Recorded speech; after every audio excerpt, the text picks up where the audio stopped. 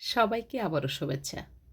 আজকে রান্না করব হোটেল স্টাইলে মাটন রেজালা।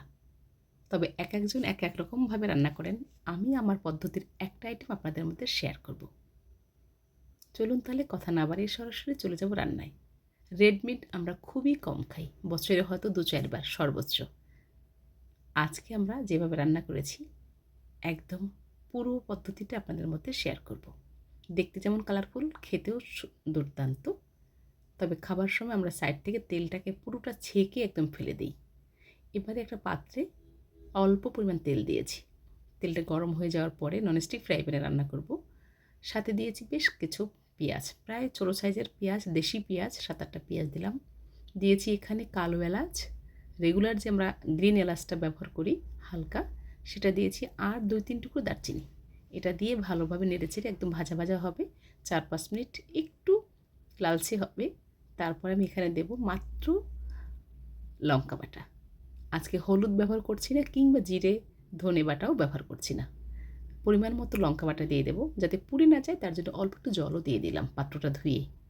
এবারে আবারও ৪-৫ মিনিট একটু নেড়েচেড়ে জাস্ট কাঁচা গন্ধটা যখন বেরিয়ে যাবে তখন আমরা ধুয়ে রাখা মাটন দিয়ে দেব।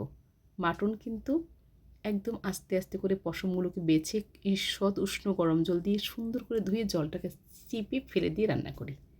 এভাবে রান্না করছি। রেয়াজি খাসি, রেগুলার যে খাসির ছোটো কচি পাঁঠার থেকে এই খাসিটা খেতে একটু টেস্ট বেশি হয়। এবারে ভালোভাবে নেড়েচেড়ে মশলাটা মিশিয়ে দেব। চর্বি দিয়ে সাধারণত আমি মাটন রান্না করি না। এইবারে যেহেতু রেজালা রান্না করব, ১-২ পিস চর্বি দোকানদার দিয়ে দিয়েছে।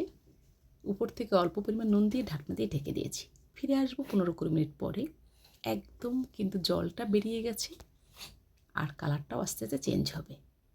এবারে আবারও ভালোভাবে নেড়েচেড়ে এর মধ্যে অ্যাড করব কয়েকটা আলু বোখারা, কিশমিশ, সাথে ১ চামচ করে আদা রসুন পেস্ট।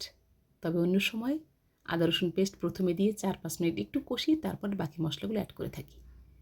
দিয়ে দিয়েছি, আজকে সময়ও হাতে কম, ১ চামচ করে আদা রসুন পেস্ট।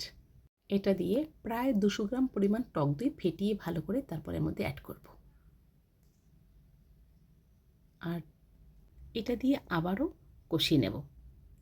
আপনারা চাইলে প্রথম অবস্থায় আদা রসুন দিয়ে ৪-৫ মিনিট কষিয়ে তারপরে টক দই এবং তারপরে আলু বোখারা কিংবা কিশমিশ দিতে পারেন। আমি আর সময়টা নষ্ট করিনি, খুব তাড়াতাড়ি করে রান্না করেছি। বাচ্চারা স্কুল থেকে ফিরবে, তারাও ছিল। যাই হোক, এবারে আবারও ঢাকনা দিয়ে ঢেকে দেব। এক্সট্রা কোনো জল এখন পর্যন্ত ব্যবহার করিনি। ঢাকনা দিয়ে প্রচুর পরিমাণে বাষ্প হয়ে হয়ে নিচে জলটা বেড়ে যায়, সেই সাথে আমার ঢাকনায় কোনো ছিদ্র নেই। প্রায় ফিরে আসছি ২৫-৩০ মিনিট পরে। একদম লো আঁচে আছে আস্তে আস্তে করে সিদ্ধ হবে, কষানো হয়ে যাবে। এবারে আর তেমন না ঢাকলেও চলে। তবে অনেকেই আবার মাটন ছিটি দিয়ে বা প্রেসার কুকারে রান্না করতে পছন্দ করেন। আমি রেজালার মাংসটা একটু বড় কাটি, আজকে একটু রেগুলার সাইজের কেটেছি, ঘরোয়াভাবে একটু ছোট কেটেছি তাড়াতাড়ি যাতে হয়ে যায়। তো প্রায় কিন্তু সিদ্ধ হয়ে গেছে 60% কিংবা 70%। খুব বেশি কুক করলে কিন্তু টক হয়ে যাবে। এবারে আস্তে আস্তে করে নেড়েচেড়ে একদম গ্রেভিটাকে টানিয়ে ফেলবো, যাতে কাঁচা গন্ধ বেরিয়ে যায়, কষানো ভালো হয়ে যায়, সমস্ত মশলাগুলো একদম গলে একাকার হয়ে যাবে। সুপ্রিয় দর্শক, প্রত্যেক দিন রান্না হোক নিত্য নতুনভাবে, তবে ঘরোয়া স্টাইলে। এরপরে এখানে দিয়ে দিয়েছিলাম একটু জায়ফল, জয়ত্রী। এটা ভেজে গুঁড়ো করা থাকে কৌটোর মধ্যে, রান্নায় ব্যবহার করি মাঝে মধ্যে, সেখান থেকে একটু দিয়ে দিয়েছি। টক দইয়ের মধ্যে কিন্তু বাদামও ব্যবহার করতে পারেন। এবার সেই মশলাটা দিয়ে ভালোভাবে নেড়েচেড়ে একদম কালারটা কিন্তু অসাধারণ লাগছে আমার কাছে। এরপরে যে চমকটা, গুঁড়ো দুধ।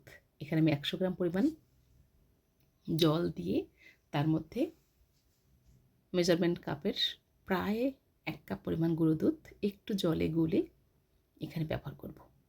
আর কিন্তু কোনো জল ব্যবহার করছি না। এবারে ভালোভাবে নেড়েচেড়ে ঢাকনা দিয়ে ঢেকে দেবো। উনুনটাকে রেখেছি মিডিয়াম টু লো ফ্লেমে। ১০-১৫ মিনিট পরে ফিরে এসেছি। তবে মাঝখানে নাড়া দিয়ে একবার কয়েকটা কাঁচা লঙ্কা দিয়ে দিয়েছিলাম, পাতে যারা ঝাল পছন্দ করেন খাওয়ার জন্য। চাইলে ২-১ ফোঁটা ঘিও দিতে পারেন। আমি আর কোনো কিছুই ব্যবহার করছি না। হয়ে গেছে আজকে আমার ঘরোয়াভাবে মাটন রেজালা। রেগুলার মাটন এভাবে খুব কম রান্না করি। কোনো গেস্ট এলে রুটির সাথে কিংবা লুচি পরোটা কিংবা পোলাও দিয়ে বেশ মানানসই এই মাটন রেজালা। সুপ্রিয় দর্শক, খুব সহজ একটা রেসিপি। আপনাদের ভালো লাগলে মতামত জানাতে পারেন। বাড়িতে বানিয়ে খাবেন মাঝে মধ্যে। আপনার পেজে শেয়ার করে রাখতে পারেন। আবারও দেখা হবে নতুন কোনো ভিডিও নিয়ে। সবাই ভালো থাকুন, সুস্থ থাকুন।